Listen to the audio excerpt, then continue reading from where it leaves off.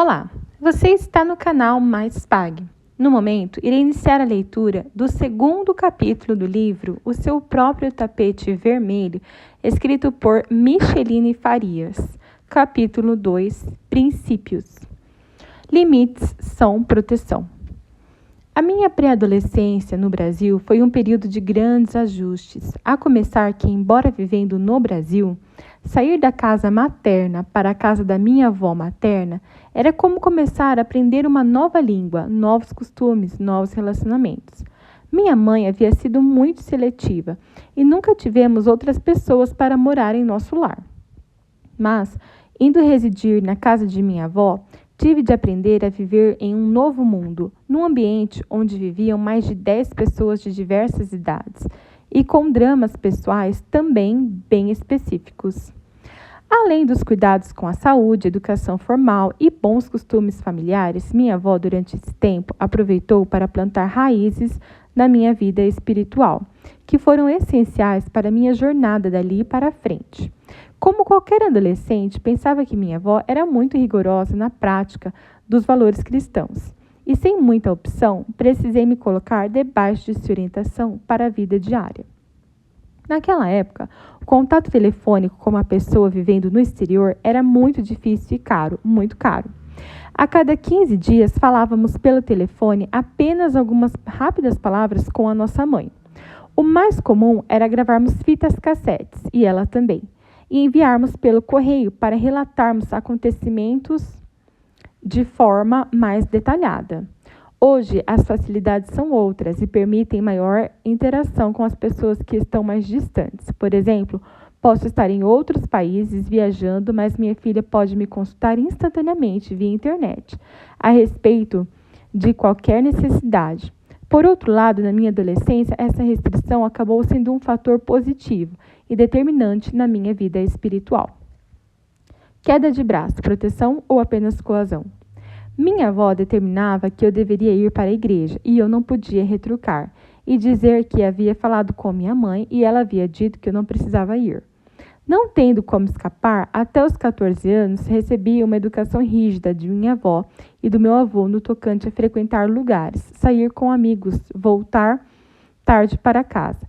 Reconheci mais tarde que isto contribuiu e muito para que eu pudesse aprender sobre respeitar a autoridade, mesmo quando somos contrariados e discordamos dos limites estabelecidos. É importante realçar que essa verdadeira queda de braço sempre existiu entre pais e filhos, sempre existirá. Mas os pais são responsáveis por determinar limites que funcionem como proteção aos filhos até eles alcançarem sua autonomia com a maturidade.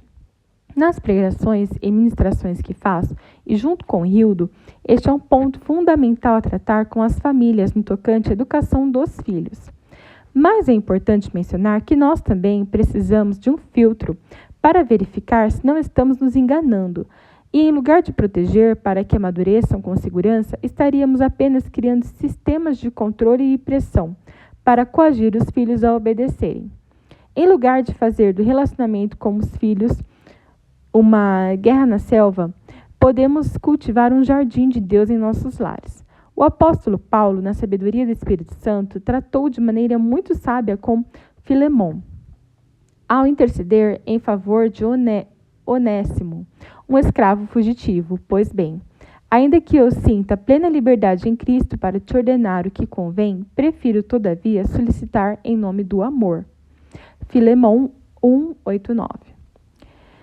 Existem, por outro lado, pessoas controladoras, infelizmente, e que usam ou abusam de sua autoridade, que estão investidos para criar um ambiente controlador aonde atuam, quer nas relações com os filhos sociais, quer na igreja. A consequência dessa manipulação e controle é gerar subordinados, discípulos, colaboradores, empregados, filhos ou qualquer tipo de relacionamento em que o outro não amadurece, mas fica inseguro e não consegue assumir a própria vida.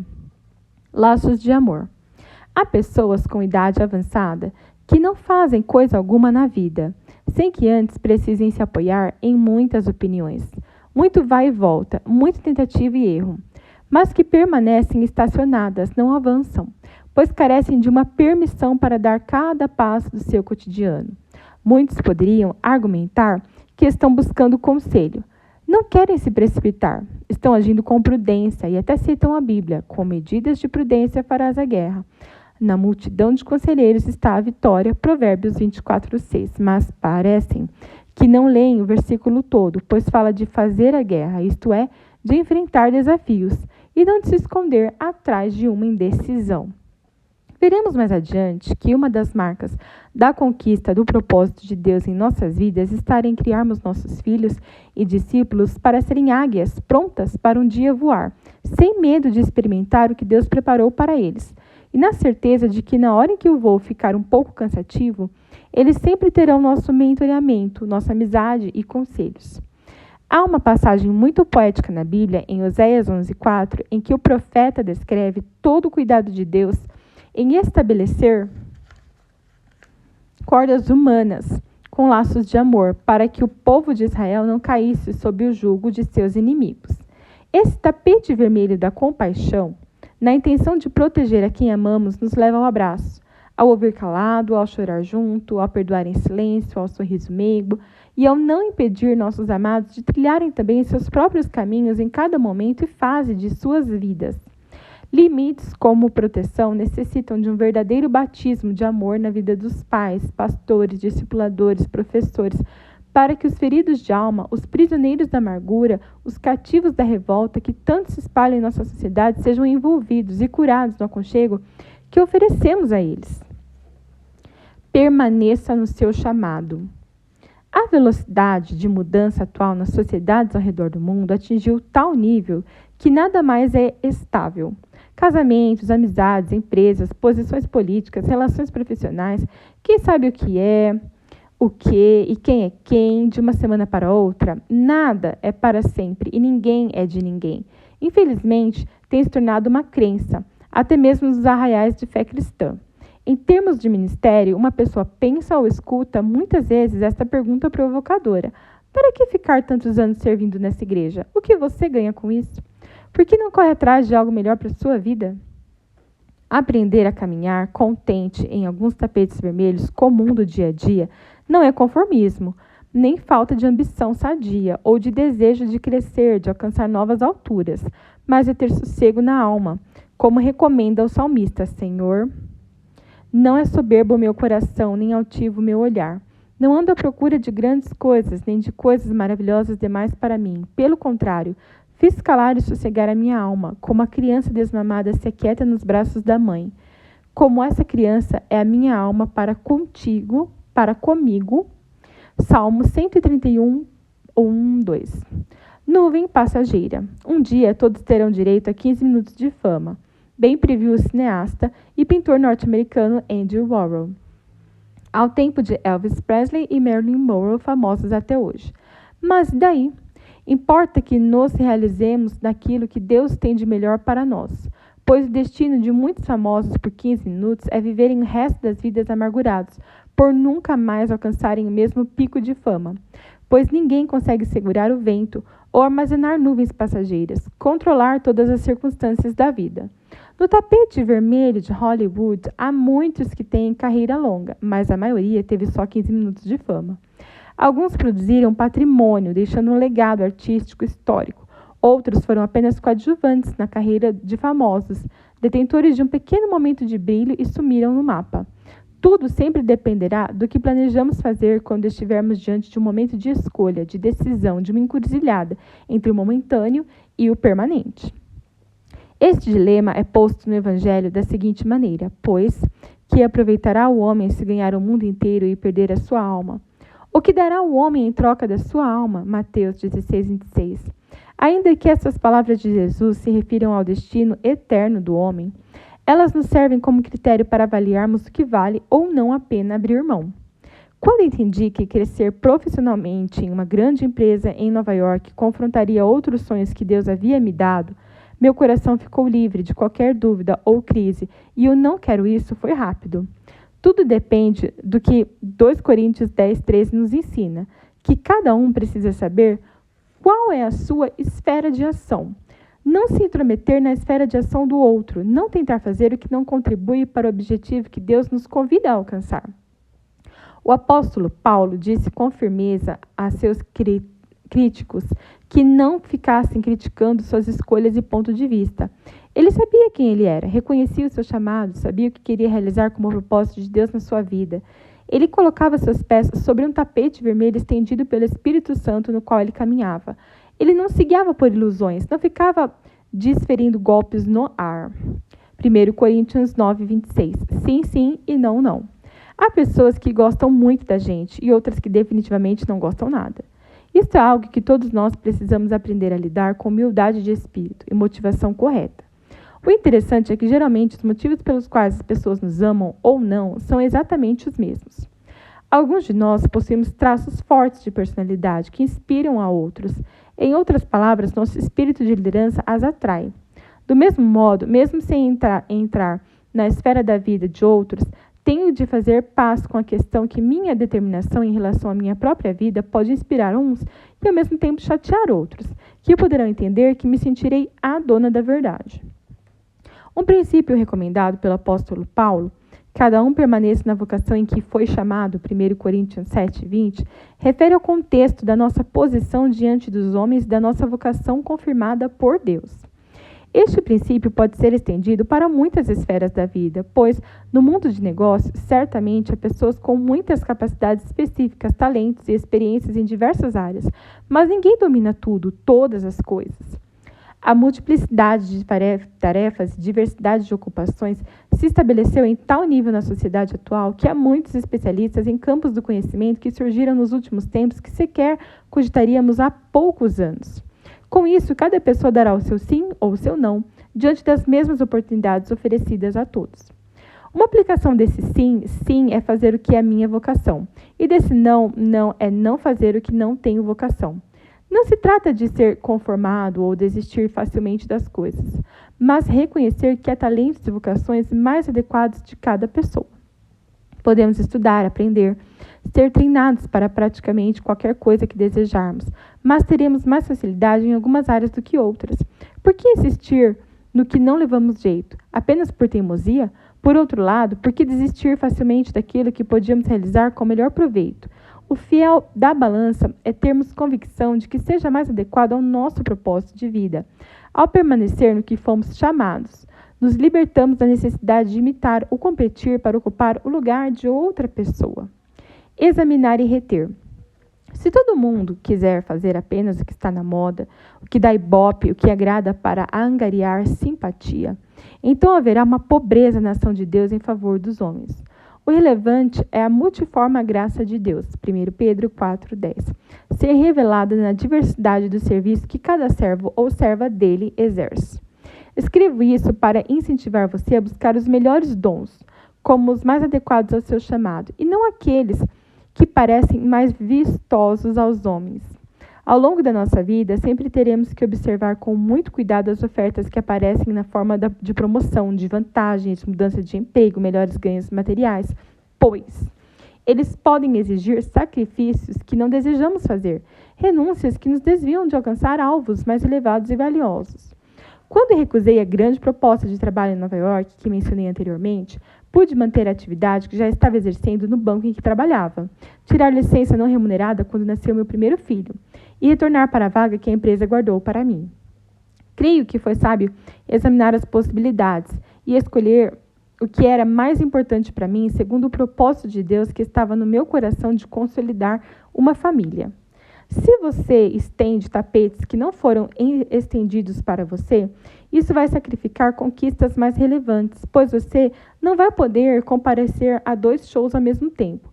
Olhando para trás, hoje entendo que se a gente tivesse ido para alguns lugares que nos convidaram e aceito algumas portas abertas, Hildo e eu teríamos perdido algumas conexões, momentos, treinamentos que hoje, olhando para trás, vejo que a gente não estava preparado, que nos preparou para seguir adiante. Muitas vezes, em busca de um holofote, em busca de uma fama passageira, em busca de um reconhecimento imediato, você poderá estar comprometendo um galardão maior que Deus está preparando para você. Pois há propostas que podem parecer muito lindas, atrativas, mas precisamos ponderar se elas não vêm diretamente contra os sonhos que nós tínhamos, que pedíamos a Deus e contra princípios que estabelecemos para tomarmos decisões sábias. Deus conhece o melhor caminho para nós. Deus não desperdiça em nossas vidas tempo bom, nem tempo ruim aos nossos olhos. Ele treinou Moisés na ciência e conhecimento dos sábios egípcios, de modo que no futuro o libertador do povo hebreu pudesse enfrentar a autoridade do faraó e os poderes espirituais do Egito com conhecimento de causa. Em tempos difíceis, quando Moisés fugiu para o deserto para se livrar da justiça de faraó, por haver matado um guarda egípcio que maltratava um hebreu, Deus também o treinou para posteriormente não temer andar por aqueles lugares. O seu critério de excelência para nós é uma vida que anda de modo digno do Evangelho, Filipenses 1:27, que reflete o seu caráter, que demonstra ao mundo a natureza de Deus através do nosso comportamento diante dos homens. Uma marca muito forte do ministério que meu marido e eu exercemos é sermos auxiliadores do nosso pastor nos projetos pertinentes tanto à nossa igreja local quanto às igrejas abertas em outras partes do mundo, como Japão, Uruguai e Parintins, no Amazonas. Eu e meu esposo trabalhamos debaixo da direção ministerial do meu irmão e ele, juntamente com sua esposa Jussiara, são os pastores sêniores da igreja onde congregamos com nossos filhos desde 1998 até os dias de hoje. Temos permanecido onde cremos que Deus nos tem chamado a permanecer. Algumas pessoas que não caminham perto da gente nos encontram de vez em quando e perguntam ao Hildo e a mim, de forma carinhosa, se já não passou da hora de termos um ministério próprio. Outros realmente parecem não entender por que estamos ainda baseados na nossa cidade, trabalhando debaixo do mesmo ministério há 21 anos, quando poderíamos liderar e desenvolver um ministério relevante em outra região. O meu pastor, líder do nosso ministério, já nos colocou em liberdade de escolher onde gostaríamos de servir no ministério. Contudo, sempre entendemos que essas oportunidades não eram o caminho que deveríamos trilhar para alcançar o nosso propósito. Aos olhos humanos, pareciam algo melhor, maravilhoso, um tapete sendo estendido, inclusive porque estaríamos preparados para 4 anos de estudos teológicos, de 1993 a 1996, e muita vivência na igreja, nas mais diversas atividades de liderança que exercemos. Toda vez que nos foram oferecidas oportunidades justas e honrosas de nos colocarmos em uma nova atuação, entendíamos que já estávamos onde Deus nos queria colocar para aquele tempo. Servir a nossa igreja local era para nós a vontade manifesta do Senhor, o lugar da nossa alegria, da satisfação no nosso serviço cristão. Esta trilha, muito além de ser um tapete vermelho, transformou-se num trampolim para maiores realizações reservadas por Deus. Sempre se cumpriu para nós, na perseverança do ministério na igreja local, a promessa de Deus à nossa família. Desejo deixar claro que esse relato é o nosso exemplo, e o registramos apenas para ilustrar para onde Deus nos colocar e desejarmos permanecer. Ali oferecemos todo o nosso serviço a Ele, e ali frutificaremos ao tempo de Deus. Amplie seu conhecimento. Sempre que possível, amplie seu conhecimento. Quando nossa filha caçula, Tiffany, entrou na escola, meu marido me falou: agora é a sua oportunidade, vai estudar de novo. Eu imediatamente declarei: vou estudar advocacia. Nessa ocasião, um pastor brasileiro de São Paulo, que dava assistência ao nosso ministério, conhecedor da minha realidade como mãe, esposa e pastora, virou para mim e disse assim: Micheline, pense realmente se é isso que você quer neste momento, porque você é muito envolvida no ministério, nas atividades esportivas dos filhos, e essa profissão vai te tomar muito tempo, e você vai ficar dividida. Com meu jeitinho sanguíneo, fui rápida e perguntei a ele: pastor, então o que você acha que eu deveria fazer? Ele disse: eu não posso ajudar com isso, mas ore a Deus. Eu escutei aquele conselho do céu e comecei a visitar as universidades e obter uma melhor ideia. 13 anos antes, eu havia me formado em administração de empresas. Naquele momento de uma nova escolha, ir ao college para buscar créditos que poderia transferir para a nova universidade foi, no mínimo, um tanto estressante e desafiador.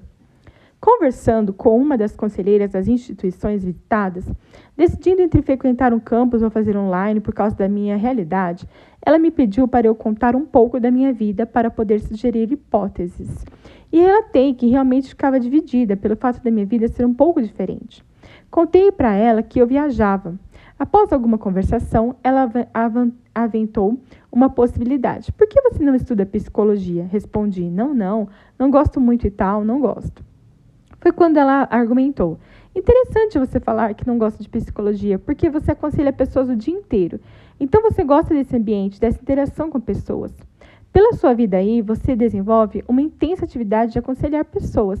Então por que você não estuda psicologia, até mesmo para poder ampliar seu conhecimento na área?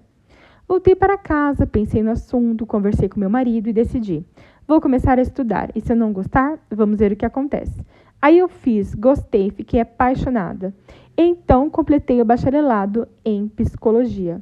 Eu já aconselhava na minha atividade pastoral, e agora poderia adicionar uma qualificação profissional como terapeuta.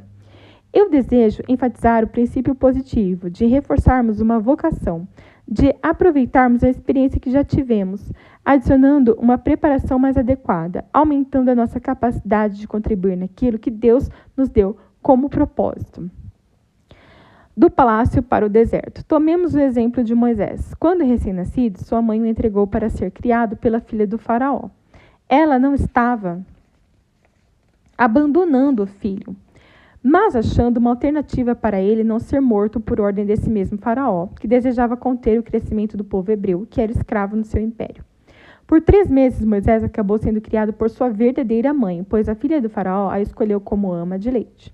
Em seguida, Moisés foi educado em toda a cultura dos egípcios, que era uma civilização milenar com uma ciência, agricultura e capacidade de construção muito adiantada para a época. Chegou a tornar-se, então, uma autoridade nesse conhecimento através de estudos e realizações, incluindo instrução nas artes de luta e da guerra, por ser filho adotivo da família imperial. Sem muitas explicações adicionais, somos informados na Bíblia que Moisés sabia da sua origem hebreia e abrigava uma esperança de poder contribuir para libertar seus irmãos da escravidão. Isso tornou-se uma forte inclinação a partir de 40 anos de idade, quando acabou se envolvendo numa situação e matou um guarda egípcio que maltratava um escravo hebreu. Então ele foge para o deserto para escapar da fúria do faraó. Que interessante. Moisés não vai em qualquer direção, mas sabia para onde deveria fugir e que não seria perseguido pelos guardas do faraó. Entretanto, saindo do Egito, toda a sua preparação, seu estudo, seu conhecimento estariam sendo jogados fora? Ao contrário, agora ele iria viver numa região onde poderia aplicar sua experiência anterior para praticar a sobrevivência no deserto, trabalhar para se manter, orientar-se pela posição de estrelas, da lua e do sol.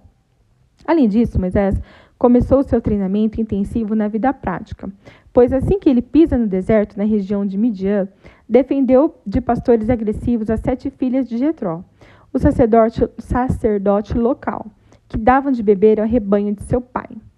Um homem contra um grupo de homens, mas Moisés também era versado na arte de guerreiros e prevalece contra eles. O ponto a ressaltar é que Moisés acaba casando-se com a filha mais velha de Jetró, Zípora, e aprende a viver nas regiões desérticas. Mais adiante, após viver 40 anos em Midian, quando Deus se transforma no grande libertador de seu povo, será por aquela região que ele irá atravessar o deserto, liderando cerca de 5 milhões de pessoas. E se ele não houvesse desenvolvido a habilidade de se orientar pelas estrelas? E a guerrear como egípcio? A pastorear rebanhos em lugares áridos? Ele aprendeu tudo que poderia ser útil para o futuro, que ele desconhecia, mas que Deus havia reservado para ele como guia de seu povo. Uma preparação hoje para o dia de amanhã. O aprendizado de uma língua é algo muito interessante, principalmente quando se tem o fato de colocar uma criança numa sala de aula onde todas as outras falam uma língua diferente. No meu caso, quando cheguei à América, eu vim logo a descobrir que havia alunos portugueses na minha sala de aula. Criança brasileira, além de mim, chegou mais tarde uma menina. Os meus colegas portugueses já eram da 2ª geração aqui nesse país, portanto, falavam bem as 2 línguas, e quando eu precisava de alguma ajuda, eu podia apelar para eles. Mas para uma menina de 14 anos como eu, muito expansiva e comunicativa, era vergonhoso ficar pedindo ajuda a todo instante. Afinal, eles tinham a turma deles, a patota formada, e eu não queria ser a intrusa. O que me restou, além de estudar muito, foi me comunicar apenas falando com um sorriso no rosto. Se acaso ficasse triste com aquela situação, eu podia chorar em casa, como fiz algumas vezes. pois conquistar o domínio de uma nova língua foi um dos maiores desafios que já passei. Fui, desse modo, treinada num comportamento ético que evitava ampliar um problema até proporções impossíveis de serem administradas. Num ambiente de adolescentes de 14 anos, não seria nada simpático eu ficar fazendo ceninhas de desagrado, raiva, choro ou coisas semelhantes. Sorrir produzia simpatia e desenvolvia uma empatia com o grupo. E, providencialmente, Deus aproveitou o meu tempo de estudo de uma nova língua para também começar a me sensibilizar para os atributos necessários para ser uma futura conselheira cristã e terapeuta profissional. O autocontrole desenvolvido naquela ocasião me ajudou a não me perturbar em um ambiente em que pudessem ocorrer situações que não me agradassem ou que eu pouco entenderia o que estivesse acontecendo. Sorrir não se tratava de hipocrisia, mas de uma estratégia de superação de uma barreira temporariamente intransponível. Isso tudo acabou contribuindo para o futuro, quando eu me encontraria no ministério pastoral, aconselhando pessoas e lidando com situações concretas nas vidas. Reconhecemos muitas vezes circunstâncias que não entendemos por que acontecem. Então, nos melindrar e desanimar, levando tudo para o terreno pessoal, pode nos roubar o tapete vermelho, que é o grande ide do nosso Senhor Jesus. Muitas realizações e conquistas vão exigir um acúmulo de conhecimento, experiência e sabedoria. Pensar que tudo se resolve de forma improvisada, apelando apenas para inteligência ou capacidade, é uma atitude imatura. Muito esforço, dedicação e disciplina está envolvida na tarefa de trilharmos tapetes vermelhos que Deus nos oferece pisar.